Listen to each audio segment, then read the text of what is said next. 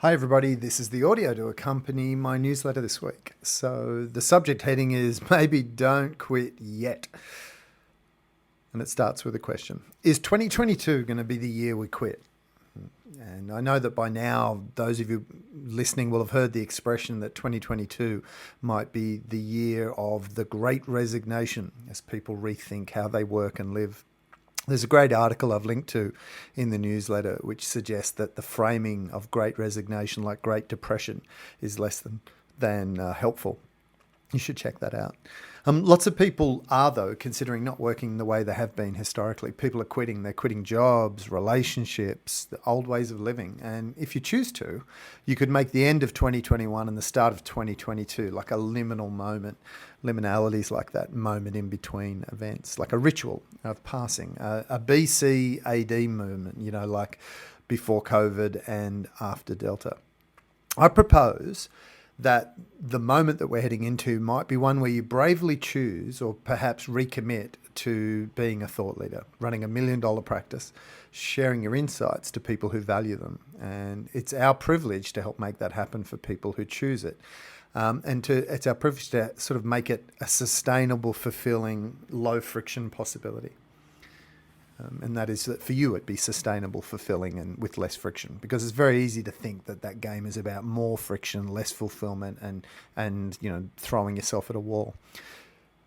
I want to sort of say that it's also a privilege to be able to choose how we work and live, because there's lots of people on the planet who don't have that choice. And for a great majority of people in the world, just making ends meet and simply surviving is the only choice they seem to have. And if you're reading this and following the conversation of running a thought leader's practice, then the genetic and geographical lottery that is your privilege is perhaps also your great responsibility, as JFK kind of intimated. The freedom to create and contribute meaning, to live a life where you get to do work you love with people you like the way you want, is no small thing. So some of the ways that we're quitting, we're choosing not to turn up to offices that are uninspiring. So make your workplace a cool place to be, or let us work from home forever. We're choosing to no longer attend meetings that waste time and showcase mediocrity. So make your meetings an experience, not an endurance. We won't waste our time indulging egotistical power games and mediocrity wrapped up in the pretense of work, expressed in the form of a bad meeting. If we have to meet online or in person, let's make it worth it for all to do so.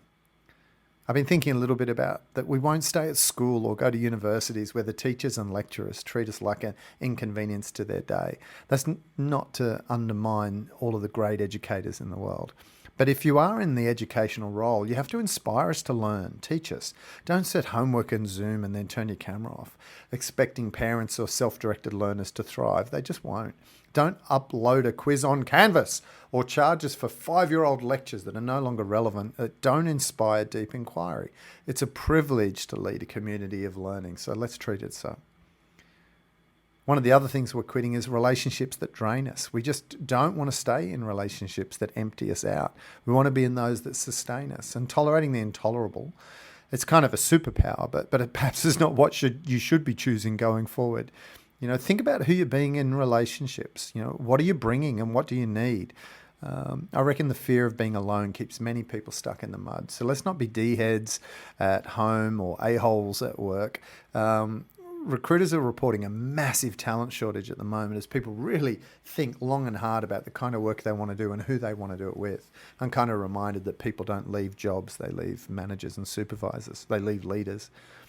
And I think the other thing we're quitting from is work that has very little meaning, right? So align what you do with a higher sense of purpose or meaning. If we don't feel like what we do matters or is valued, we're going to move on. Corporate social responsibility, diversity, inclusiveness, they're like the tip of the iceberg around making work work. Work is personal, and what we're doing has to matter. If all it's about is making money, forget it, we're out. Money was always a currency of meaning, value, and honour. It's just lately, the last few hundred years, it's become something else, something less than the deeply held conviction that I am in your debt. It went from something highly relational to something very abstract and transactional. But the thing is, none of this is new. If your model had cracks in it before the pandemic, it has clearly been broken as a result of it. We knew that workplaces, meetings, education, engagement were all challenges before March 2020. The pandemic has folded time and forced innovation to deliver practical pivots, sooner.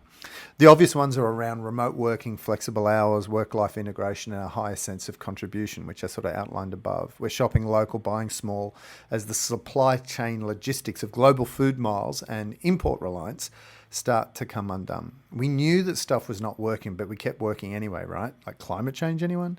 Death of the middle class, anyone? Two-party identity politics, anyone? The year 2020 is the year the world changed. But did you? Did we? I remember Jerry Prieto, who was my Year 9 ancient history teacher. He said there's 3 types of people in the world: those who make things happen, those who watch things happen, and those who go, what happened? And that you, as Viktor Frankl said, get to choose your response in a given set of circumstances and lead the change. And this is where thought leaders come in, I think, because we need sense makers now more than ever. We need people with insights, points of view, solutions now more than ever. In other words, we need you, thought leaders. The world needs you. And if you agree, then you just might need us too.